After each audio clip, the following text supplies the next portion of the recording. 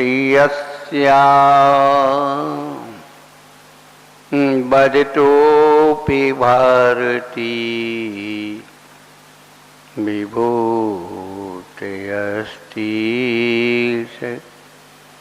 चितोपनीतो शिवाय धात्रे सुगताय विष्णवे जिनाय तस्मै सकलात्मने नमः। देवादेवी गज्जर ऋषि शीतलनाथ भगवान की जय, देवादिक महावीर भगवान की जय, गौमटेश्वर भागोली भगवान की जय, कतरवतेज भगवान की जय, जनकोटमदासंग मई जिनवाणी माता की जय, कुंद कुंदाचार्य भगवान की जय, उमा स्वामी आचार्य भगवान की जय, बीसी सदी के प्रथमाचार्य चक्रवर्ती आचार्य श्री शांतसागर जी महाराज की जय, तत्ठी पट्टाधीश आचार्य श्रमण गुरु असी धर्म सागर जी महाराज की हम शिक्षा गुरु ज्ञान श्रोमणी आचार्य कल्पसी सुसागर जी महाराज की जय, इन कमलाओं करोड़ महाराज की जय। बोले परम पूज्य प्रज्ञा स्वामी बालयोगी मुनि श्री अमित सागर जी महाराज की, समस्त मुनि संघ की। धर्मानुरागी भव्यात्माओं, पिछले दिनों से हम लोग अपने बारे में सुन रहे हैं।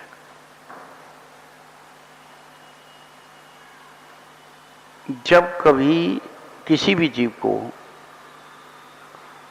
सुख की अनुभूति होती है, ध्यान रखना, जब भी किसी जीव को उस सुख की अनुभूति होती है तो जब कोई उसका दुख सुनने वाला हो,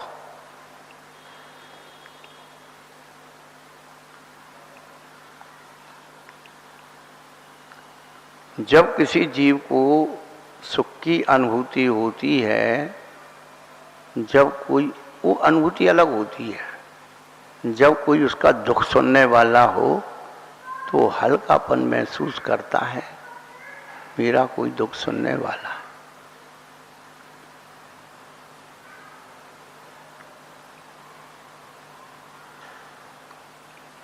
इसलिए हम अपना दुख भगवान के सामने सुना देते हैं, गुरु के सामने सुना देते हैं और अपनी युक्ति लगा लेते हैं कि संसार में कोई सुनने वाला जब नहीं है, मेरा भगवान तो मेरी सुन रहा है,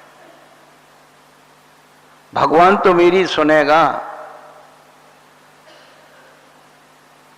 और वास्तव में वो भगवान इतना बहरा नहीं, भगवान तभी तुम्हारी और हमारी सुनेगा। भगवान कहते जब तुमने हमारी नहीं सुनी, हम तुम्हारी क्या सुन ले? क्या पहले हम भगवान की सुनना सीखें, गुरु की सुनना सीखें, तब कहीं भगवान और गुरु तुम्हारी सुनेंगे। सुबह से शाम तक लोग सुनाने आते, महाराज हम तन से दुखी, मन से दुखी, धन से दुखी, बच्चों से, बीवी से, सबसे दुखी। दुखी क्यों हैं हम? जो सुख का मार्ग उन महापुरुषों ने बताया था, उस मार्ग को हमने छोड़ दिया।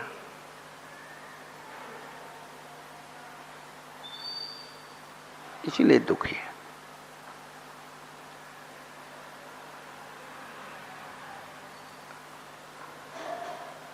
दुख के बीज हमने स्वयं बोए थे। काय वांग मन कर्म योग शास्त्र, सब एक दूसरे को गीता का उपदेश देते हैं, अरे जो करेगा सो भरेगा, कौन बीच में पड़े। गलत काम का विरोध करने के लिए कोई नहीं आता है, अच्छे काम की विरोध करने के लिए 10 लोग तैयार हो जाते हैं। ये प्रकृति का नियम है।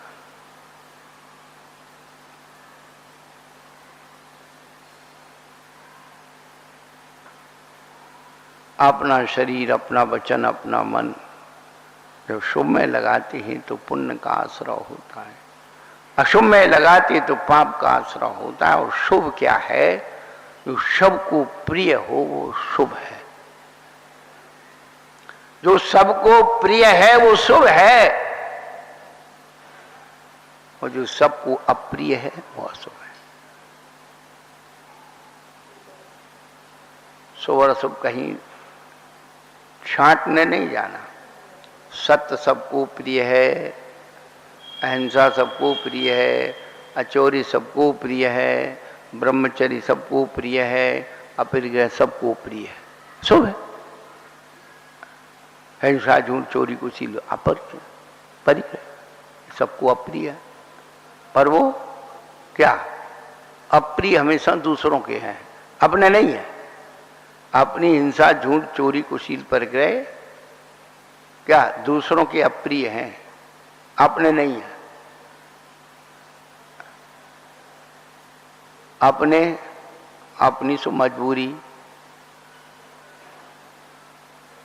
अपनी जो हम कर रहे हैं वो हमारी मजबूरी है, और दूसरा कर रहा है तो उसको ऐसा नहीं करना चाहिए,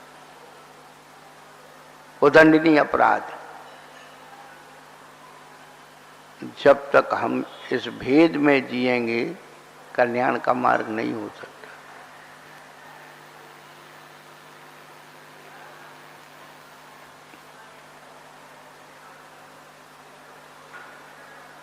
शुभा पुण्य से शुभा पापस्य, शुभ से पुण्य का, शुभ से पाप। और साकसाय सांप्रदायिक, आकसाय ईर्यापत, वर्गनाएं खींच के आती है।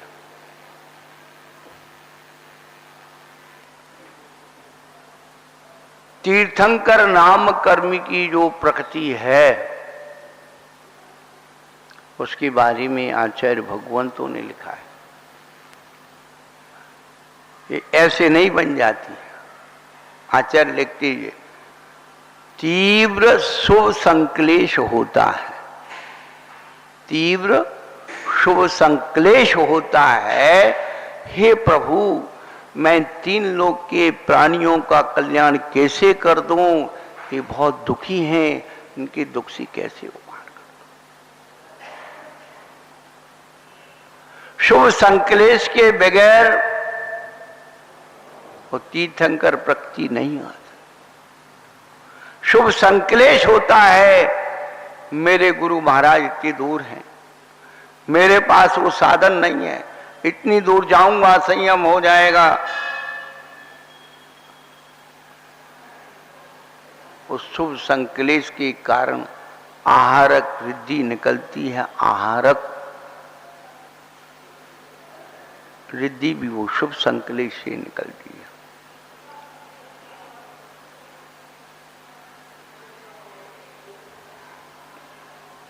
विष्णु कुमार मुनिराज की विक्रिया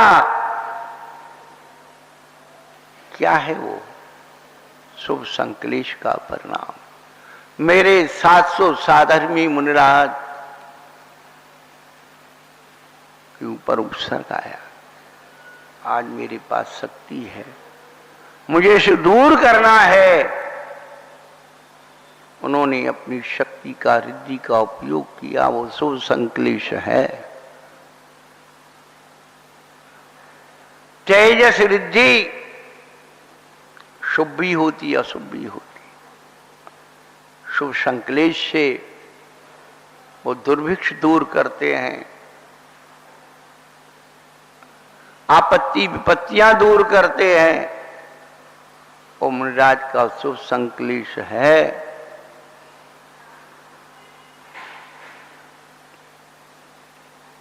सोचिए बंधु, वो साकसाय होते हुए भी पुण्य का आश्रय करा रहा है, और जिसमें केवल दूसरों का नुकसान सोचा जाए वो अशुभ है।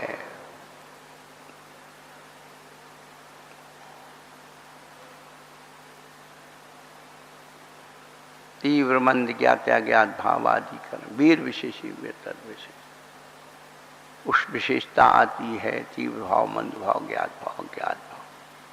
अधिकरण और शक्ति विशेष। अधिकरण जीवा जीवा, अधिकरणम जीवा जीवा। आधार जीव अधिकरण है, अजीव अधिकरण है। जीव अधिकरण 108 प्रकार का है। अपने अंदर वाइब्रेशंस करो, संरंभ, सोचना, समारंभ जोड़ना, आरंभ लगाना, मन से, वचन से, काय से, कृत से, कार्य से, अनुमोदना से, क्रोध, मान, माया, लोभ से आपस में गुणा कर दीजिए। संरंभ, समारंभ, आरंभ के 3, योग के 3, 3 त्रिका 9 और कृत कार्य अनुमोदना के 3, 9 तिया 27, क्रोध, मान, माया, लोभ गुणा कर दीजिए 108।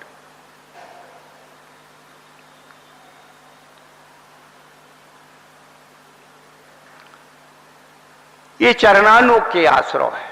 चरणानुयोग से आश्रव होते हैं जिसे व्यक्ति फीलिंग करता है। कर्णानुयोग के आश्रव तो 57 उन्होंने बताए। पन मिथ्यात योग 15, 12 अव्रत जानो, पंचरु 20 कसाय मिले सब 57 मानो।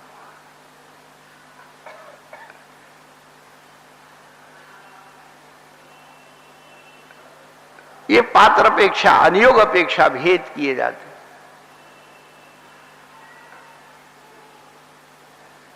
शुभ से पुण्य का, शुभ से पाप का आश्रय होता है।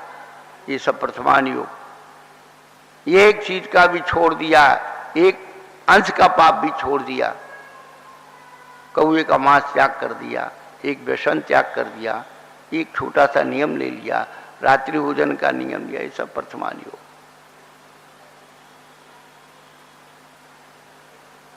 पुण्य का आश्रय करने।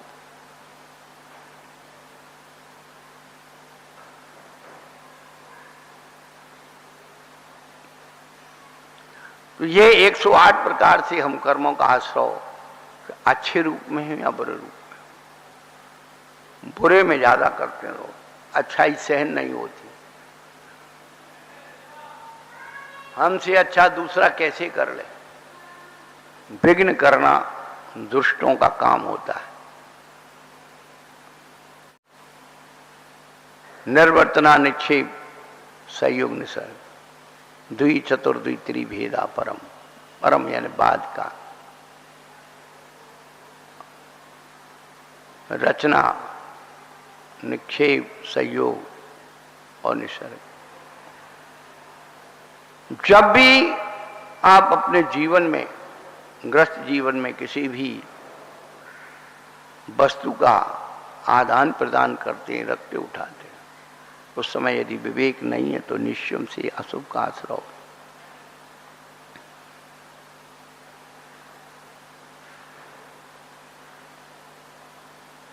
ये वास्तु शास्त्र का सूत्र है।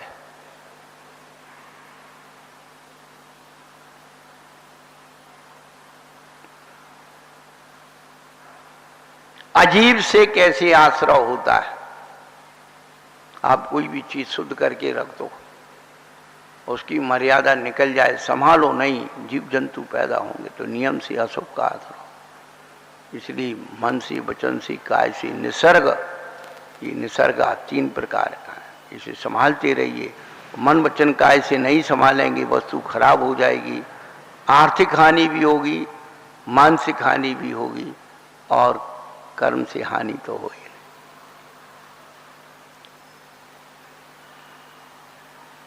अभी बात समझ में क्यों नहीं आती है?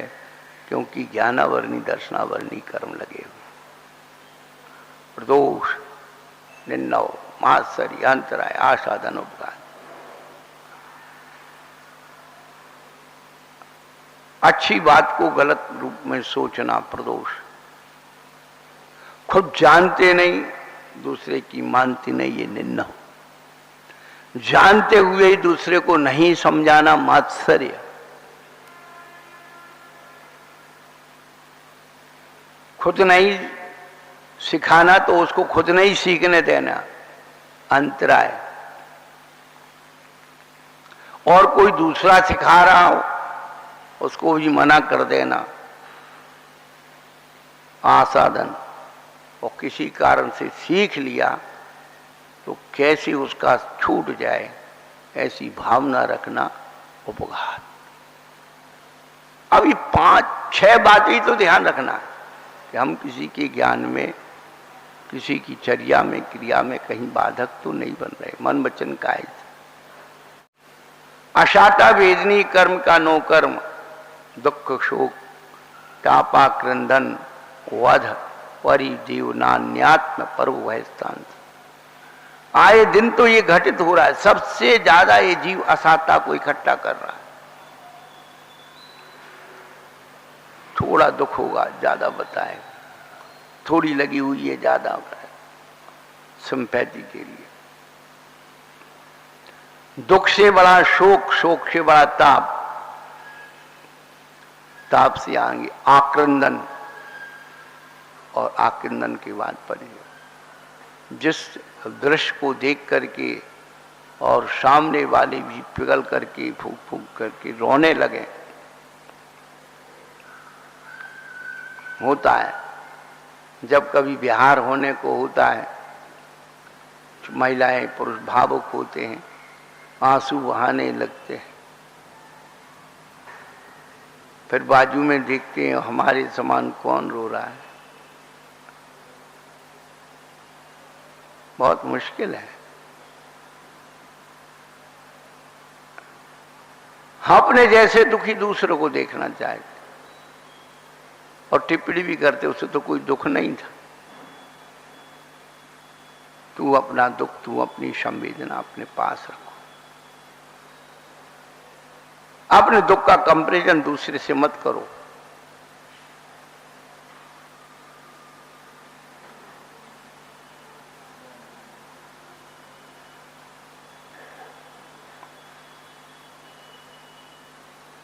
अभी हमने प्रारंभ में बताया, अपना दुख कोई सुन ले तो बड़ा शांति मिलती है। मेरा दुख किसी ने सुन लिया,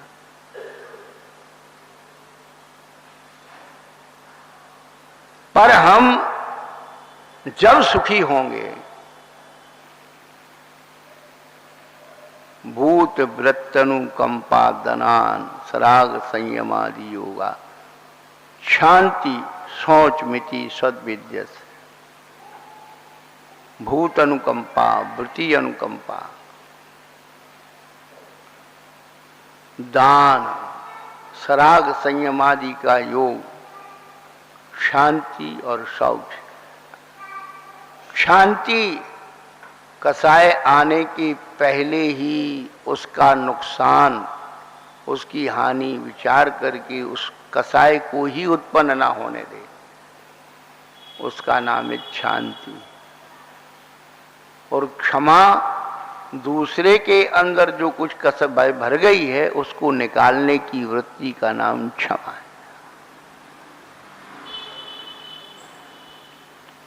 आपने मुझे क्षमा नहीं किया साहब,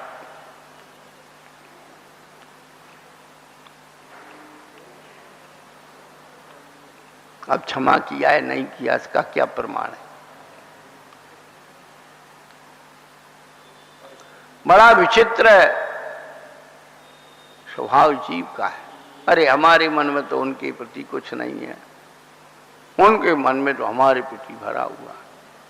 हमने ऐसा किया था, उनने ऐसा कर दिया, हमने ऐसा कहा था, उनने अभी तक नहीं छोड़ा।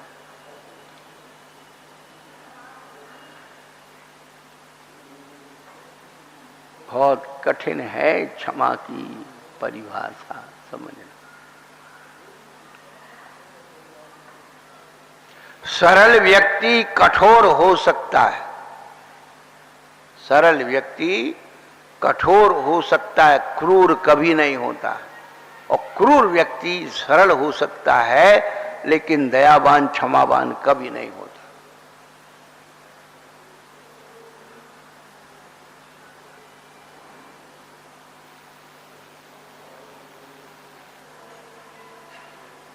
भूत अनुकंपा, वृत्ति अनुकंपा। पहले तो उन जीवों पर अनुकंपा रखें। अनुकंपा का मतलब है उनकी दुख को देख करके स्वयं को संबोधन करें।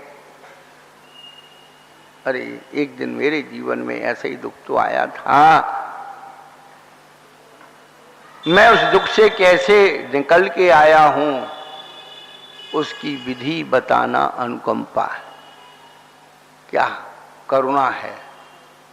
कहें सीख गुरु करुणाधार। कष्ट से उभरने की विधि बताने का नाम अनुकंपा है। लिख लीजिए, कष्ट से उभरने की विधि बताने का नाम अनुकंपा है।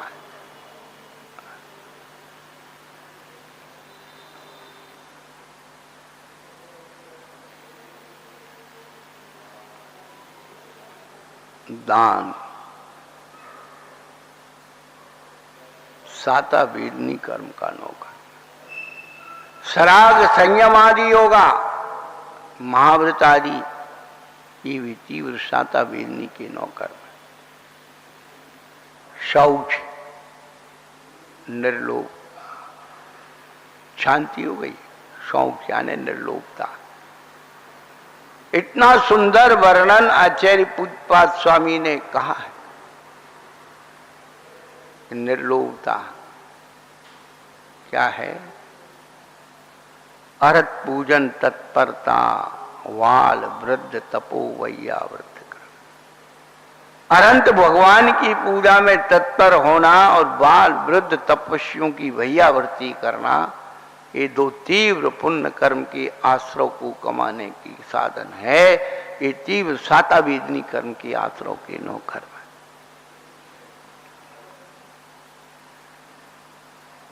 इतनी गहनता से, इतनी विशुद्धि से, इतनी विधि से हम क्यों नहीं करते? हम बीमार हो जाएंगे, डॉक्टर ने अभक्ष दवाई लिख दी, खाने की पीने की, हम वो सब करने को तैयार हो जाते, ठीक हो जाएं। अरे हमारे आचार्य भगवान तो वो दवाई लिख करके गए हैं कि शरीर का रोग तो ठीक है, आत्मा का रोग भी दूर होता है।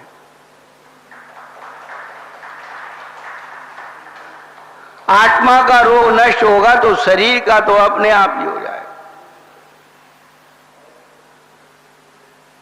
ना तो हम शरीर का रोग दूर कर पा रहे, ना आत्मा का रोग दूर कर।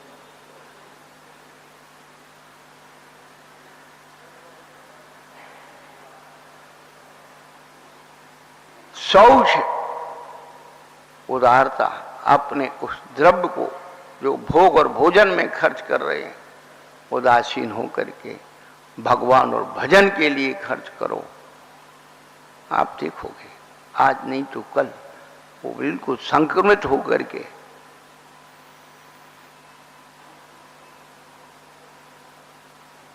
नहीं तो अंतराय डालने से ही अंतराय होगा। खूब मेहनत करते हैं महाराज, सुबह से शाम तक दुकान नहीं चल रही, महाराज खूब मेहनत कर रहे हैं, पढ़ाई पूरी नहीं हो रही, नौकरी नहीं मिल रही। 2003 में हम उदयपुर थे, एक युवक आया, महाराज मेरी दुकान नहीं चलती है, मैं बड़ा परेशान हूं, आप कोई मंत्र दे दीजिए। मेरी दुकान नहीं चलती है, पड़ोसी की दुकान खूब चल रही महाराज, मेरी दुकान नहीं चल रही। हमने कहा कि भाई मंत्र तो मेरे पास है पर तुम जपोगे नहीं। नहीं महाराज आप कहोगे तो मैं बिल्कुल जपूंगा। हमने कहा आज से ये नियम ले लो, माला फिरो, मेरे पड़ोसी की खूब दुकान चले, मेरे पड़ोसी की खूब दुकान चले।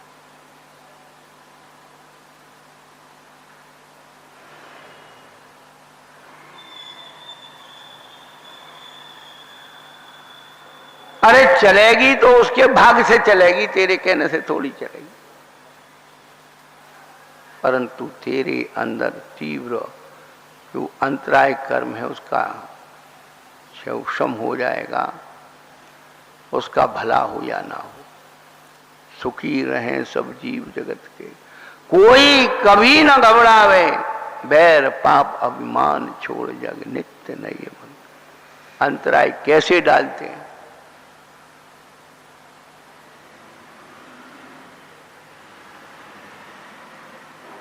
खुद का नहीं तो दूसरे का भी नहीं होने दें।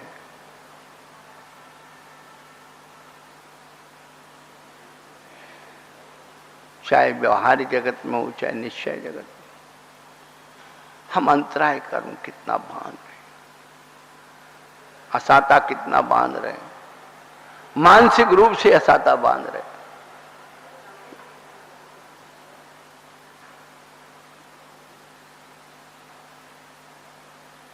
अरत पूजन तत्परता बाल वृद्ध तपो वैयावृत्ति कर्म। बालक की, वृद्ध की, तपस्वी की वैयावृत्ति करना चाहिए। वो बड़े महाराज अच्छे हैं, उनकी वैयावृत्ति की और गए। बड़े महाराज का आहार हो जाए, बाकी के सब बाहर में। कि दिमाग में जब तक भरा है ना, कुछ नहीं होगा। चौका वालों को मालूम पड़ जाए कि आज बड़े महाराज का उपवास है, पर देखो चौके में क्या बनता है। सच्ची घटना बता रहा हूं। 2006 में हमने चतुर्मास किया शरण बेलगोल में। शाम की टाइम थी, हमने अनुकंप सागर महाराज से कहा भाई राख दे दो। अब राख मांगने का मतलब किस लॉन्च? हमने कुछ नहीं कहा, हमने कहा कि जब अनुकूलता देखेंगे कर लेंगे, ले ली। उन्हें शाम को ही वैदी चौका वालों को बड़े महाराज का तो उपवास है, हमें कुछ नहीं मालूम, कोई बात नहीं। सवेरा हुआ, भक्ति पाठ हुआ, सब काम हो गया, स्वाध्याय हो गया। जब कमंडल में पानी भरने की बारी आई तो उन्हें पानी नहीं भरा। क्यों भाई, क्या बात है? बोले आपका तो उपवास है। हमने कहा भाई हमने तो किसी से कहा नहीं तो उपवास है। किसने कहा? बोले अनुकंप सागर जी बोल रहे थे। अनुकंप सागर जी हमने बोला ही नहीं। नहीं वो कि ऐसा है कि आपने उनसे राख मांगी, हमने सोचा कि महाराज का उपवास हो। कोई बात नहीं। अब चौका वाले चौके में पानी यहाँ दे के यहाँ देने के लिए आए थे, हमने उसी में से पानी ले लिया, हाथ पांव धोए, पहुंच गए। अभी घबराए, क्या तो हमने कुछ बनाया ही नहीं, कुछ बनाया ही नहीं, वही दाल रोटी सब्जी रोज बना करके रख दी। क्या अनुकंपा है आपकी, क्या वैयावृत्ति है? बाल वृद्ध तपो वैयावृत्ति करण। जिसकी जो जैसी जरूरत है शारीरिक मानसिक, उसको समझना, वो वैयावृत्त है। और वह तीव्र साता भेदनी कर्म का नौकर है।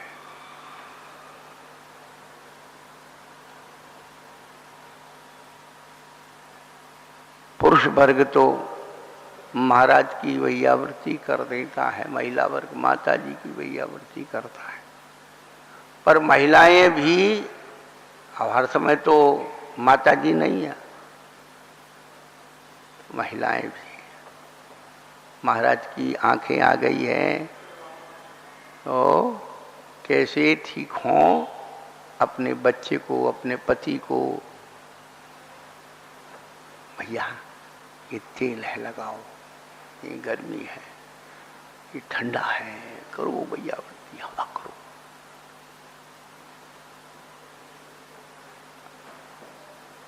गुरुओं की अनुकूलता बना देना ही उनकी वैयावृत्ति है। हाथ पैर दबाने का नाम वैयावृत्ति नहीं है। शारीरिक मानसिक वाचनिक, अरे गुरु महाराज आप क्या चिंता करते हो, ये वैयावृत्ति कहलाती है। कुछ लोग आते हैं ठीक ठाक करने की जगह ठोक ठाक के चले जाते हैं। देखो निशान बने हुए हैं। नौच नाच के चले गए। अब कोई देखे कि यार महाराज का कुश्ती लड़ रहे थे, ये देखो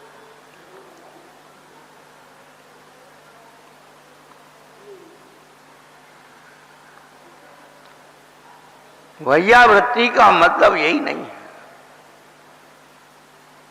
अब इसीलिए उन्होंने दान और पूजा दोनों को एक वैयावृत्ति में रख दिया। भगवान की भी वैयावृत्ति होती है, गुरु की भी वैयावृत्ति। मौसम के अनुकूल आहार बनाना, चर्या कराना, ये सब वैयावृत्ति है। केवल हाथ पांव दबाने का नाम वैयावृत्ति नहीं। तो तीव्र शाता वेदनी कर्म कैसे आएगा? पिछले दिनों से हम सबको बता रहे हैं कि साधु क्या है। साधु क्या है? जीवंत पुण्य परमाणुओं के पुंज हैं। जीवंत पुण्य परमाणुओं के पुंज हैं। स्वभाव तो सुचौकाई रत्न त्रय पवित्रते। जिस स्वभाव से असुचि काय है, फिर भी रत्नत्रय की भावना से भावित होने के कारण ये शरीर पवित्र गिना जाता है।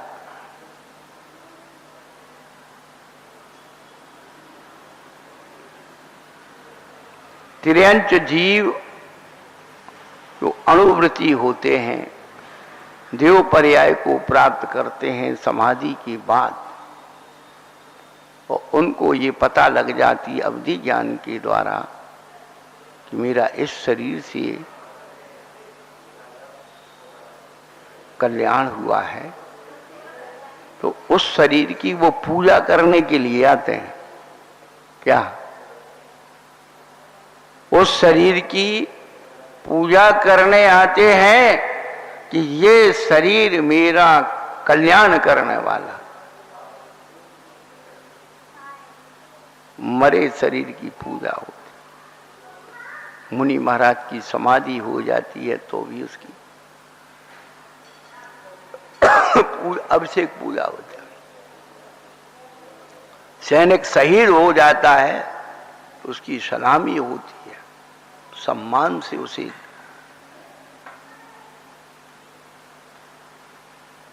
प्रभावना मिला है,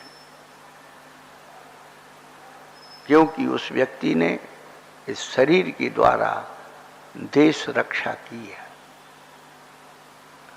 इसलिए उसे सम्मान मिलता है। कहने का तात्पर्य बंधु, हम कुछ नया सोचें, कुछ नया करें, कुछ नया पाएं, कल्याण का मार्ग खुलेगा। जलो निवादी गज्जा ऋषि शीतलनाथ भगवान की जय। बोले परम पूज्य प्रकाशन वाले योगी मुनि श्री अमित सागर जी महाराज की। बंधुओं, 23 तारीख को दिन बुधवार को 23वें तीर्थंकर 1008 श्री पार्श्वनाथ भगवान का निर्माण लाडू कल्याण मंदिर विधान, और उसके पश्चात